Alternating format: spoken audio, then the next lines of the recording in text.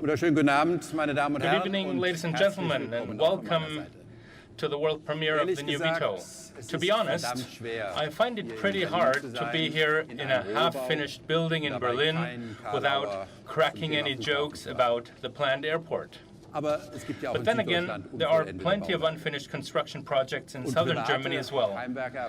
And I know from my own experience as an amateur handyman that our wishes and abilities aren't always compatible. For example, a few years ago, I was very pleased with myself after single-handedly tiling my basement.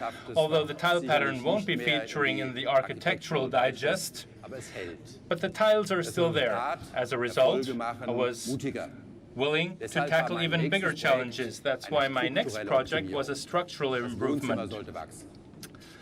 I wanted to make my living room bigger, so I spontaneously decided to demolish a wall with a jackhammer. Unfortunately, after I had finished the job, I noticed that I had torn down a load-bearing wall with a serious consequence. Don't worry, the house is still standing, but my pride as a handyman was permanently dented. Why am I telling you all this, you may ask? It's because such incidents demonstrate something we want to prove today with the new Vito. If you want a job to be done really well, get the professionals to do it. And that's just what we've done with the new Vito, our professional van for professionals. It has the will and the skill, and it gets the job done. Mercedes-Benz vans have been reliable tools for specialists since 1955. Since then, the number of professionals who rely on our vans has steadily grown. In the first half of 2014, we increased sales by 12% compared to the same period last year. Our sales grew by 15% here in Europe and by 16% in China. Sales increased by 18% in the NAFTA region and jumped by almost 40% in Russia.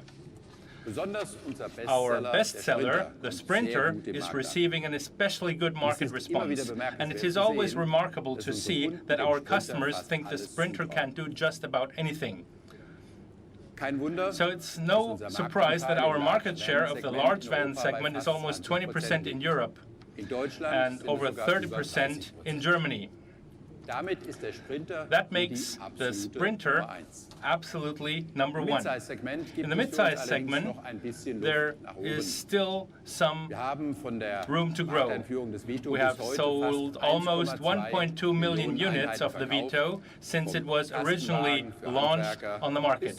These vehicles range from panel vans for craftsmen to 9-seat passenger vans for taxi companies.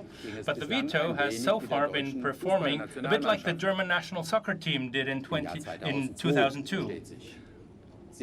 You may recall that back then our team put on a good show in the final match against Brazil, but lost by a narrow margin. However, this year's World Cup clearly showed that people who work hard don't have to be permanently satisfied with second place.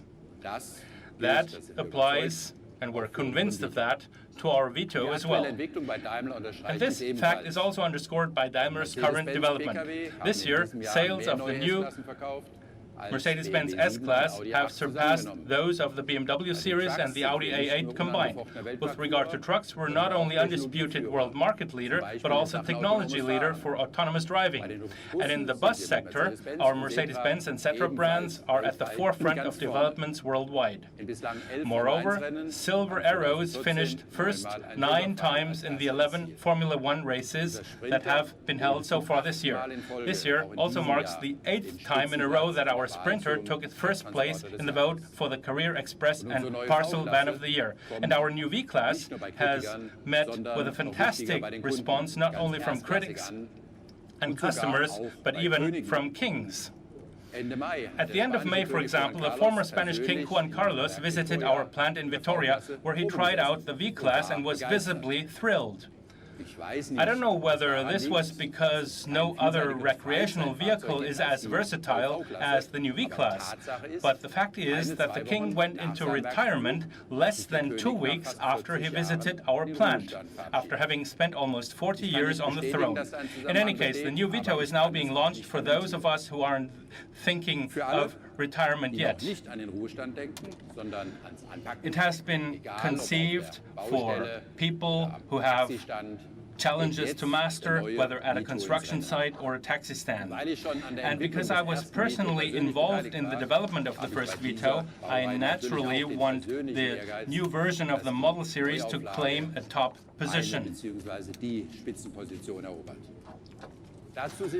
To make sure this will happen, we proceeded like the workers at a good construction site when planning the new Vito.